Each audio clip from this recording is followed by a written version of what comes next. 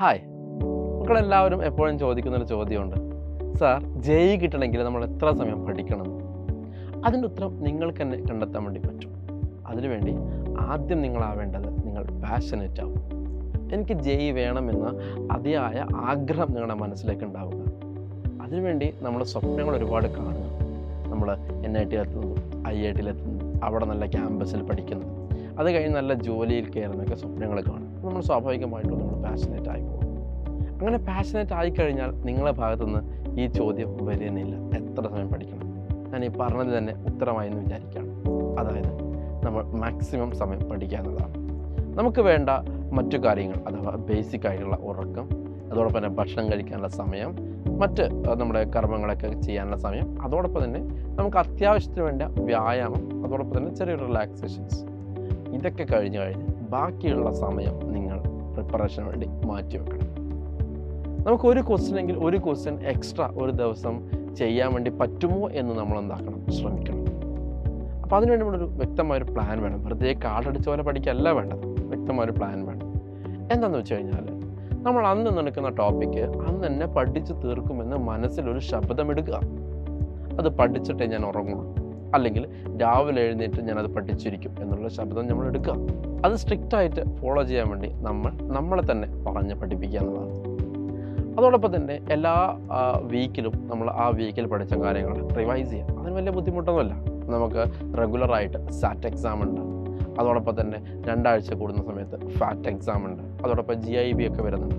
ആ സമയത്തൊക്കെ റിവിഷൻ സ്വാഭാവികമായിട്ട് നടന്നോളും, ഓട്ടോമാറ്റിക്കായിട്ട് നടന്നോളും എന്ന് കരുതി നിങ്ങൾ മുഴുവൻ സമയം ഇരുന്ന് പഠിക്കുക എന്നല്ല പറഞ്ഞത്. നമുക്ക് ഓരോരുത്തർക്കും ഓരോ കപ്പാസിറ്റി ഉണ്ടാകും. കുറച്ച് സമയം പഠിക്കാനിരുന്ന് കഴിഞ്ഞാൽ നമുക്ക് ബോറടിക്കും, അല്ലെങ്കിൽ നമ്മുടെ ബ്രെയിനിൻ്റെ കപ്പാസിറ്റി വന്നിട്ട് ഇങ്ങനെ ഒരു സ്റ്റക്ക് ആവുന്ന സിറ്റുവേഷൻ. അപ്പോഴും സാറ് പറഞ്ഞിട്ടുണ്ട് മാക്സിമം പഠിക്കണം, അങ്ങനെയല്ല വേണ്ടത്. നമുക്ക് അങ്ങനെ ബ്രെയിനിൽ നമ്മൾ വർക്ക് ചെയ്യുന്നില്ല, ചില പ്രോബ്ലങ്ങളോട് റെസ്പോണ്ട് ചെയ്യുന്നില്ല, അല്ലെങ്കിൽ നമ്മൾ പഠിക്കുന്ന സമയത്ത് നമ്മൾ ഒരുപാട് വായിക്കുന്നുണ്ടെങ്കിൽ നമ്മുടെ തലയിലേക്ക് കയറുന്നില്ല എന്ന് തോന്നുന്ന ചില സിറ്റുവേഷൻസ് ഒക്കെ വരും. അപ്പോൾ ആ സമയത്ത് നമ്മൾ കൃത്യമായി ചെറിയൊരു ബ്രേക്ക് എടുക്കണം. ആ ബ്രേക്ക് എടുത്തിട്ട് നമുക്ക് എനർജി തരുന്ന കാര്യങ്ങൾ ചെയ്യാം. അതിലെന്തുണ്ടാവരുത്, റീൽസ് കാണുന്ന പോലെയുള്ള അഡിക്ഷൻ തരുന്ന സംഗതി ഉണ്ടാവരുത്.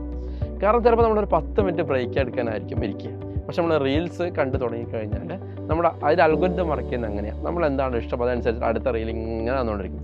ചിലപ്പോൾ 10 മിനിറ്റിന് വേണ്ടി വന്ന് നിങ്ങൾ ഏകദേശം ഒരു 100 മിനിറ്റ് അതിൻ്റെ മുകളിൽ കളയും. അപ്പോൾ അങ്ങനെയുള്ള സംഭവങ്ങളല്ല.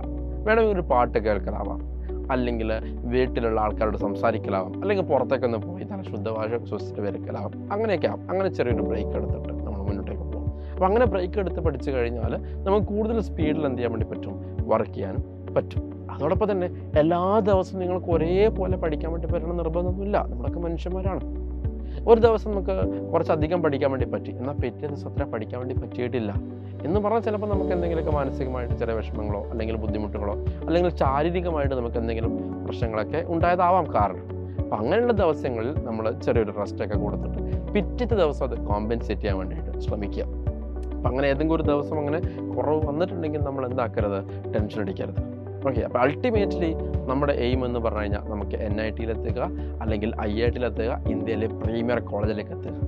ആ ഒരു ശക്തമായ തീരുമാനം നമ്മുടെ മനസ്സിലുണ്ടെങ്കിൽ പോലോ കോല പറഞ്ഞ പോലെ ലോകം മുഴുവൻ നമ്മുടെ കൂടെ തന്നെ ഉണ്ടാകും. All the best.